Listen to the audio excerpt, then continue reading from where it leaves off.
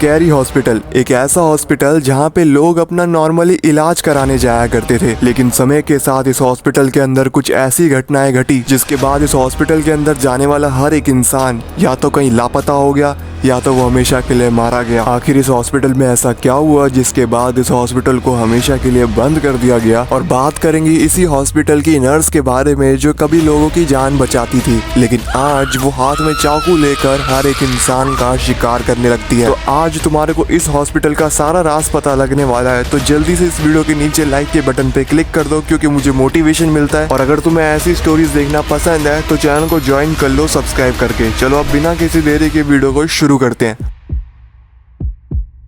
Story की शुरुआत होती है साल 1972 में, जब अमेरिका के पेंसिल्वेनिया स्टेट की जंगलों के बीच में एक नया मेंटल हॉस्पिटल बनाया गया था। अब ये जो हॉस्पिटल था ये बाकी हॉस्पिटल की तरह बिल्कुल नॉर्मल था। इस हॉस्पिटल में उन मरीजों को लाया जाता था जिनके दिमाग का पेज थोड़ा ढीला होता था। जैसा कि तुम्हें इस हॉस्पिटल के नाम से पता लग ही रहा होगा, इस हॉस्पिटल में उन मरीजों को लाया जाता था और डॉक्टर इनका इलाज किया करते थे। इस हॉस्पिटल में नर्सेज भी थी जो पेशेंट्स का ध्यान रखती थी, बिल्कुल बाकी हॉस्पिटल की तरह। जैसे जैसे समय बीतने लगा ये हॉस्पिटल काफी ज्यादा पॉपुलर होने लगा। वो इसलिए क्योंकि इस हॉस्पिटल में जो भी पेशेंट आता था वो काफी जल्दी ठीक हो जाता था। ये हॉस्पिटल काफी लोगों की नजरों में एक बेहतर हॉस्पिटल बन चुका था और काफी पेशेंट इसी हॉस्पिटल में आया करते थे। जब इतने सारे पेशेंट इस हॉस्पिटल में आने लगे तो डॉक्टर्स की भी कहीं ना कहीं कमी पड़ चुकी थी, लेकिन कुछ ही सालों के अंदर कुछ नए डॉक्टर्स ने इस हॉस्पिटल में ज्वाइन कर लिया था। अब दोबारा से सब कुछ एकदम बढ़िया चल रहा था हॉस्पिटल के अंदर। डॉक्टर्स भी अच्छे से मरीजों का ख्याल रख रहे थे, नर्सेज भी अपना काम पूरा कर रही थी। लेकिन जैसे ही 1978 आता है इस हॉस्पिटल के अंदर बहुत सी अजीब घटनाएं होना शुरू हो जाती हैं। हॉस्पिटल के काफी पेशेंट डॉक्टर से एक चीज बार बार कह रहे थे कि उनको रात को एक अजीब सी चिल्लाने की आवाज आती है, जैसे कि कोई मदद के लिए चिल्ला रहा हो। हम में से कुछ लोग चेक करने भी गए थे लेकिन कुछ पता नहीं लग पाया हमें। इस हॉस्पिटल के सारे नर्स और डॉक्टर्स उन पेशेंट की जब बातें सुन रहे थे तो इन सभी डॉक्टर्स में से 2 डॉक्टर्स ने उन पेशेंट को यही कहा कि तुम्हारा बस ये एक वहम है, तुम इस चीज को इग्नोर करो। ये कह के वो दोनों डॉक्टर्स वहाँ से चले गए। सभी डॉक्टर्स को लगा कि शायद इनका वहम होगा तो उन्होंने भी इस चीज को इग्नोर किया, वो भी वहाँ से चले गए। लेकिन एक नर्स थी जो इन पेशेंट की बातों से बिल्कुल सहमत थी क्योंकि उसने भी रात को आवाज सुनी थी। बट उस नर्स ने भी पहले तो उस आवाज को इग्नोर करना ही बेहतर समझा, लेकिन आने वाले कुछ दिनों के अंदर हॉस्पिटल के अंदर का माहौल अब खराब हो चुका था क्योंकि जिस पेशेंट ने चिल्लाने वाले आवाज के बारे में बताया था वो पेशेंट अब कहीं गायब हो चुका था। जब डॉक्टर्स ने और सारी नर्सेज ने मिलकर पूरे हॉस्पिटल में छानबीन करी तो उनको वो पेशेंट कहीं पे भी नहीं मिला। काफी डॉक्टर्स को ये लगा कि शायद वो रात को चिल्लाने वाली आवाज से डर कर इस हॉस्पिटल से बाहर भाग गया है। बट ये सिर्फ एक पेशेंट की बात बिल्कुल नहीं थी।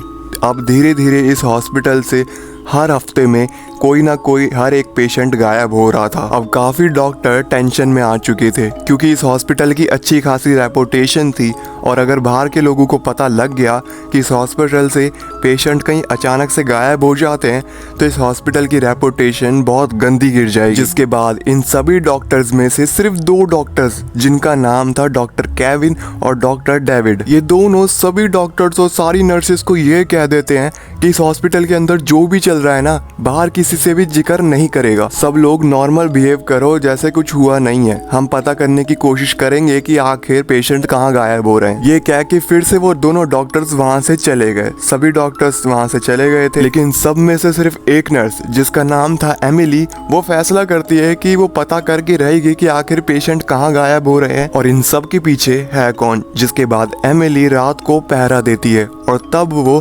तकरीबन 3 बजे रात के वो देखती है कि 2 लोग एक पेशेंट के बेड के पास गए और उस पेशेंट को अजीब सा इंजेक्शन लगाकर और उस पेशेंट को उठाकर सीधा हॉस्पिटल की बेसमेंट की तरफ जा रहे थे। धीरे धीरे एमिली भी उनका पीछा कर कर हॉस्पिटल की बेसमेंट में आ चुकी थी। लेकिन जैसे ही एमिली हॉस्पिटल के बेसमेंट के अंदर एंटर हुई उसे तभी बहुत गंदी बदबू आई। उसे लगा कि काफी सालों से वैसे ही ये बेसमेंट बंद पड़ा है और ऊपर से ये 2 लोग इस बेसमेंट के अंदर ही आ रहे हैं।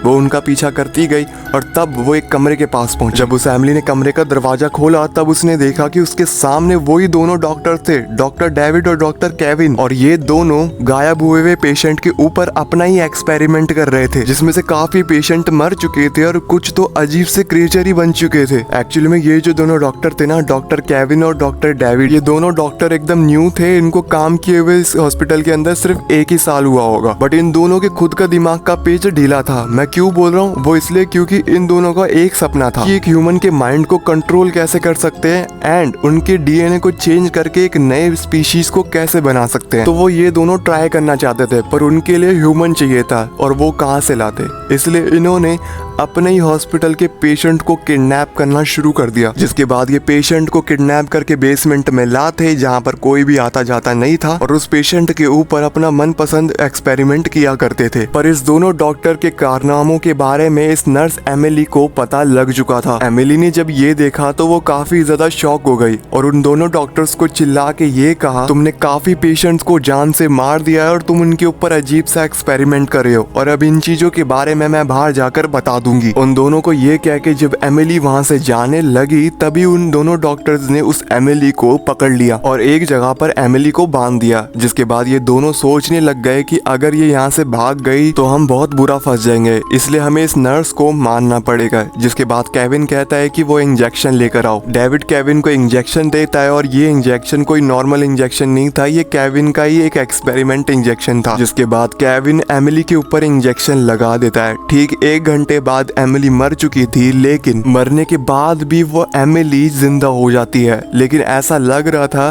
कि उसके अंदर एक इविल एंटिटी आ चुकी थी और ये चीज आंखों से अपनी डेविड और केविन देख रहे थे। एमिली को जिस रस्सी से बांधा गया था वो रस्सी भी एमिली तोड़ देती है और अपने साइड में रखा हुआ चाकू उठाकर डेविड के ऊपर चढ़ जाती है। जिसके बाद एमिली चाकुओं से डेविड के ऊपर हमला कर देती है और उस हमले में डेविड ऊपर पहुंच चुका था। डेविड का तो खेल खत्म हो चुका था, लेकिन केविन एमिली के हाथों ना मरते हुए अपने बनाए हुए एक इंजेक्शन से अपने आप को इंजेक्ट कर लेता है और वो इंजेक्शन उसे एक क्रिएचर में कन्वर्ट कर देता है, जिसे तुम गेम में भी देख सकते हो, वो ये है। लेकिन एमिली अब यहीं नहीं रुकने वाली थी, ना ही रुकने वाला था वो क्रिएचर। जिसके बाद उसने हर एक हॉस्पिटल के पेशेंट, डॉक्टर, नर्सेस सबको मार दिया। जब इस हॉस्पिटल से सभी लोगों के मरने की खबर बाहर पहुंची तो सबने इस हॉस्पिटल को हॉन्टेड और स्कैरी हॉस्पिटल घोषित कर दिया। जिसके बाद पुलिस वालों ने भी बिना इस हॉस्पिटल के अंदर घुसे इस हॉस्पिटल को सील कर दिया और लोगों को यही कहा कि इस हॉस्पिटल के आसपास से भी गुजरना मत। इसके बाद सबने ऐसा ही किया, कोई भी इस हॉस्पिटल के आसपास से गुजरता नहीं था। लेकिन इस हॉस्पिटल के अंदर एक पेशेंट उस नर्स के हाथों बच गया था और वो पेशेंट और कोई नहीं, हम हैं। हम मतलब हमारा प्लेयर, हमें अपने प्लेयर को इस स्कैरी हॉस्पिटल से एस्केप करवाना है। लेकिन एस्केप करना इतना आसान नहीं है, आपके पीछे वो नर्स और क्रिएचर पड़े रहेंगे और आपको इस हॉस्पिटल के सारे पजल को सॉल्व करना है। आपके पास 2 रास्ते हैं इस हॉस्पिटल से एस्केप करने के, या तो मेन डोर से या तो वैन से। और एक चीज कहनी है, जब मैंने पहली बार इस वैन को देखा ना तो मुझे बिल्कुल आइसक्रीम मैन रॉड की वैन जैसी लगी। आपने ये नोटिस किया कि नहीं किया, कमेंट में बताना। तो ये थी स्कैरी हॉस्पिटल की बैक स्टोरी। अगर कुछ छूट गया हो तो प्लीज माफ कर देना। एंड आप में से कुछ लोग थे जो काफी टाइम से मुझे बोल रहे थे, तो इतना वेट करने के लिए थैंक यू सो मच। वो टाइम थोड़ा मिल नहीं पा रहा था, बट अब मैं फ्री हूँ और अब से रेगुलर वीडियो आएंगी। और हाँ, आपसे एक रिक्वेस्ट है, मेरा फ्रेंड का चैनल है, अगर आपको मिस्टीरियस, क्राइम और हॉरर स्टोरीज देखना पसंद है तो जल्दी से जाके सब्सक्राइब कर लो, डिस्क्रिप्शन में लिंक है। बहुत ही अच्छी वीडियोस बनाता है, तो जरूर से जाके उसके चैनल को चेकआउट करना। तब तक मैं मिलता हूँ एक और बेहतरीन वीडियोस के साथ। बाय।